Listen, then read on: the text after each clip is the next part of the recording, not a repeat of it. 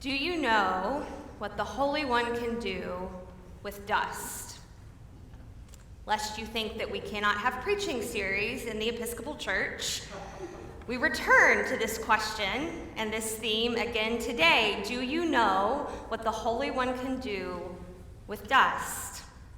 If you need a little catching up, we started with this question on Ash Wednesday. The comfort and challenge of what God can do with dust.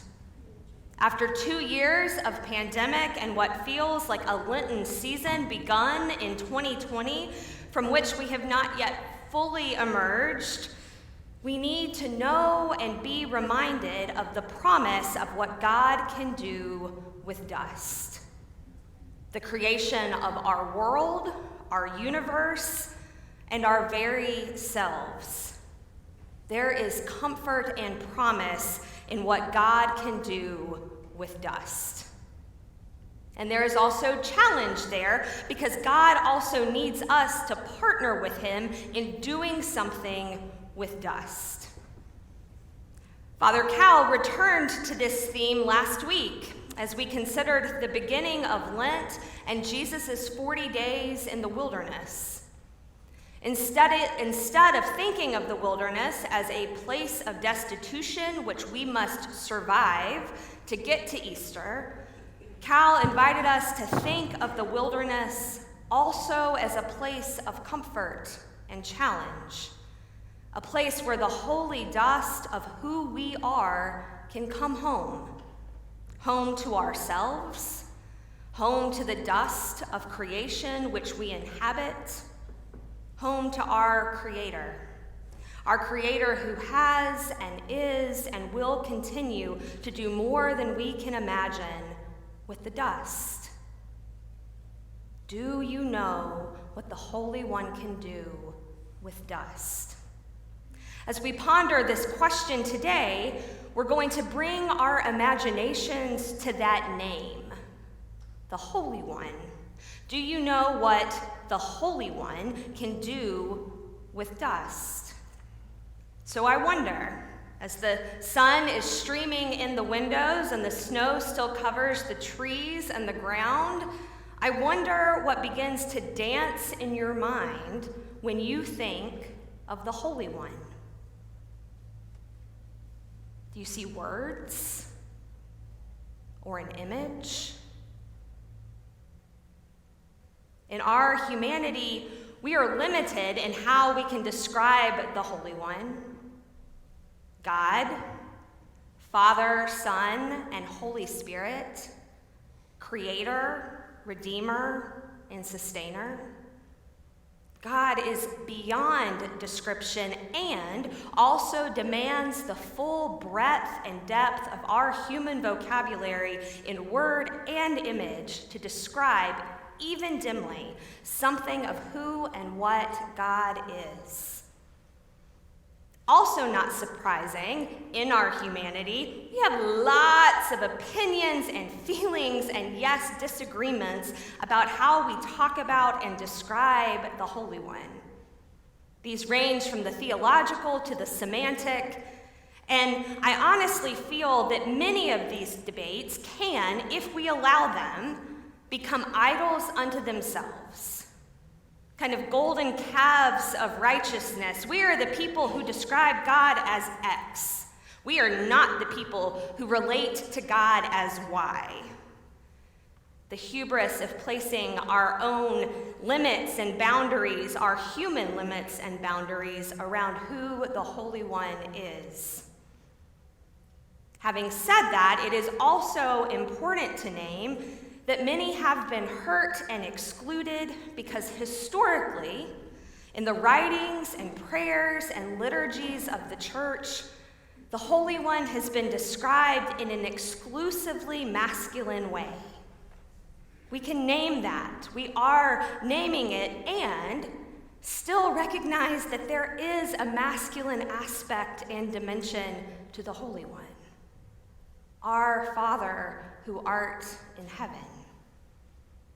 So now that we've named all of that, let's return to our imaginations. How might you describe the Holy One who is in the business of dust. If we need a little help, our lessons today offer so many words and images. From Genesis, we hear God telling Abram, "Do not be afraid, I am your shield." Do you know what the holy shield can do with dust? And then later in the story, as the Holy One makes and marks the covenant with Abram, we're told that in his sleep, Abram has the sense of a deep and terrifying darkness. That image of the Holy One should help us remember the description before the first spark of creation, right there in Genesis chapter 1, verse 1. In the beginning, when God created the heavens and the earth was a formless void, and darkness covered the face of the deep. Do you know what the deep and terrifying darkness can do with dust? And then, here it is, lest we limit the Holy One to the darkness, we turn to today's psalm. The Holy One is my light and my salvation. The Holy One is the strength of my life. What about that for words in the wilderness? Do you know what the strength of my life can do with dust? And then we come to the gospel lesson, this 13th chapter of Luke. It was back in chapter 9 when Jesus set his face to go to Jerusalem, and we join him today still on that journey. The religious authorities have a message for Jesus: be on your way, Herod wants to kill you. And Jesus responds with a message for Herod, whom he calls a fox, sly and cunning, capable of malice and cruelty.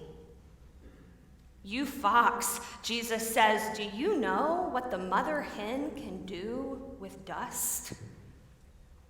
That is the image here of the Holy One, a mother hen whose deepest desire is to gather all of her chicks under the protection of her wings. The Holy One, a mother hen who desires to hold her children so near her beating heart that it becomes the rhythm of their heart as well. The Holy One, a mother hen who dares the foxes of the world to enter her coop. Jesus is on his way to Jerusalem, and he knows what awaits him there. In this image of the mother hen, Jesus offers a glimpse of how expectations are about to be flipped. The kingdoms of the world, the Herods of the world, the foxes of the world do not expect for the vulnerable to win. They do not recognize strength in weakness. And in nature's economy, there is little more vulnerable and weak, feisty as she may be, than the mother hen with her chicks gathered close. And yet this is the Holy One. Do you know what the mother hen can do with dust? That image is such a comfort, even as it is perhaps a surprise. Because we are the chicks. We are among the children whom the Holy One yearns to fold into the warmth, comfort, and protection of her wings. We hear a description of what that experience may be like in our psalm today. For in the day of trouble, he shall keep me safe in his shelter. He shall hide me in the secrecy of his dwelling and set me high upon a rock. As we walk this Lenten road, as we dwell in the wilderness and yearn to return home, the Holy One has prepared a place for us under her wing. Comfort abounds. And it is Lent. So here's the challenge. Are we willing? Are we willing to be gathered under the Holy One's wings? Jesus offers the image of the mother hen, this comfort and protection and shelter, and then says, "And you were not willing." At that invitation, the deep desire of the Holy One, the mother hen, and you were not willing.